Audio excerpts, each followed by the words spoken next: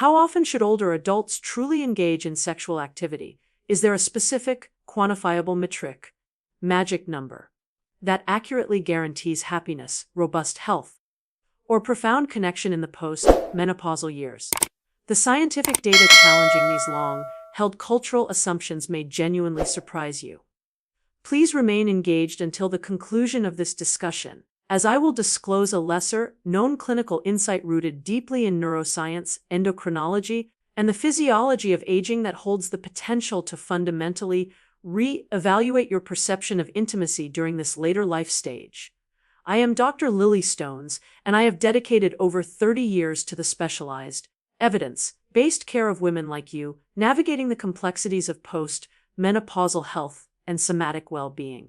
Too frequently, society dismisses the concept of an active sexual life in older adults, implicitly suggesting that intimacy is an experience to be outgrown, a chapter of existence completed by a predetermined chronological age. I assure you, based on extensive clinical observation and research, intimacy does not possess a biological expiration date. In fact, clinical research consistently demonstrates that sexual activity later in life confers significant, measurable benefits across both the cognitive neurological and somatic physical domains. Before we delve into the detailed medical rationale, I kindly request your support for this professional channel. If you value these evidence-based discussions, please like this video, leave a comment to share your reflections, and subscribe to ensure you receive future episodes. Together, we are cultivating a space where women can navigate aging with confidence, knowledge, and joy.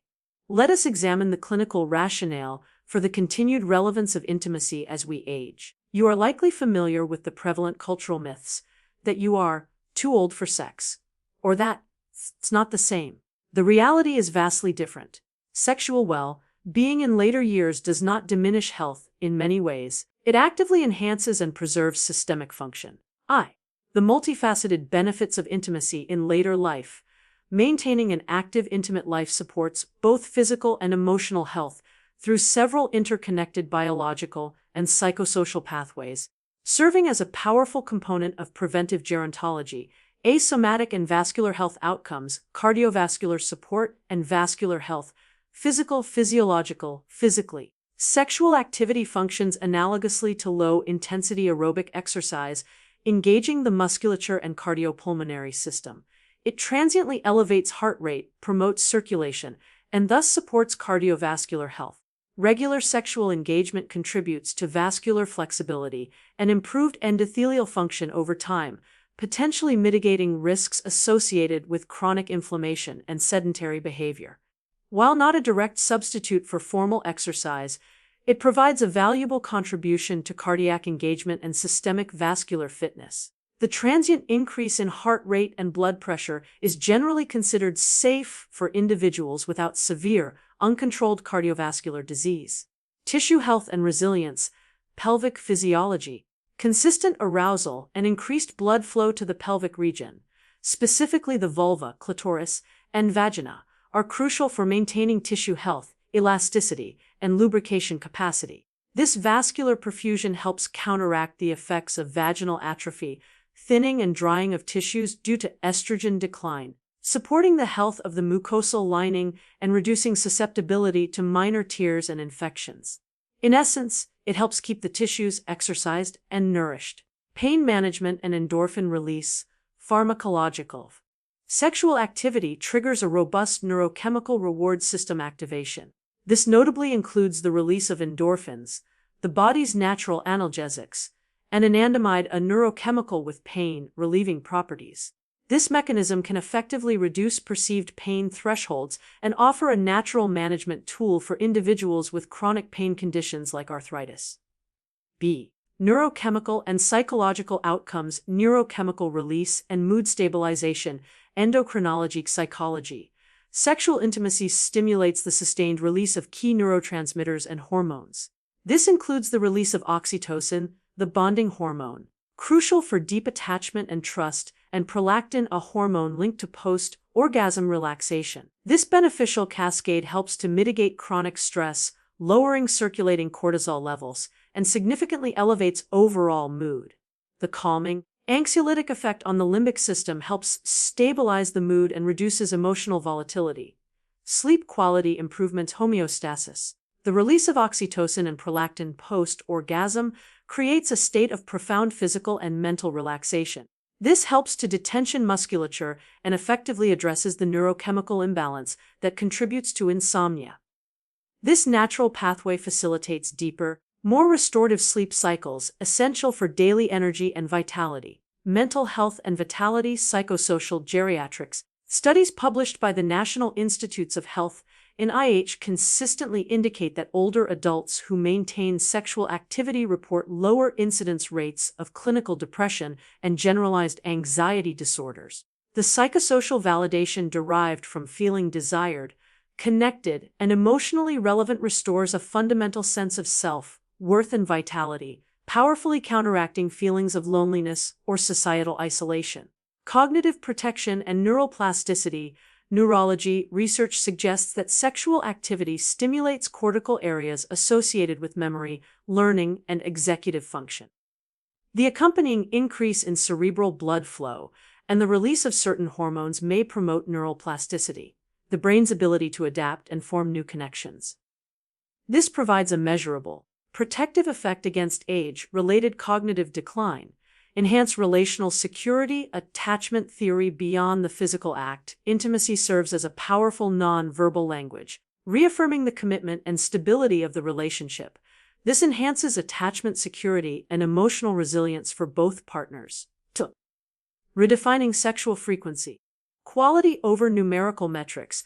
When addressing the clinical question of optimal sexual frequency for older individuals, the answer cannot be reduced to a rigid numerical metric. It is fundamentally rooted in mutual satisfaction, emotional congruence, and sustained well-being. Many individuals seek a definitive, quantifiable target, a formula of once a week or once a month. However, the clinical truth is that no single perfect number exists. Frequency is substantially less important than the subjective quality and emotional authenticity of the intimate interaction. The fulfillment derived from intimacy is not contingent upon meeting an external quota, but on the subjective feeling of closeness, desirability, and mutual understanding. That established, research does provide some contextual perspective regarding population averages correlations with life satisfaction. A study published in the National Library of Medicine, focusing on adults aged 65 and above, found that participants engaging in sexual activity approximately once per week tended to report higher levels of happiness and overall life satisfaction compared to those reporting less frequent activity. The correlation exists, but correlation does not imply causation. The primacy of emotional connection. The study also found that individuals who were intimate less frequently reported being equally happy and satisfied, provided their emotional connection and bond remained strong. This emphasizes that the primary metric is emotional resonance and the sustained affective quality of the relationship, not the frequency of coitus. For some couples, once a month may be completely fulfilling. For others, touch and closeness may occur more often, even if it does not always involve full sexual intercourse. As we age, intimacy frequently evolves and matures.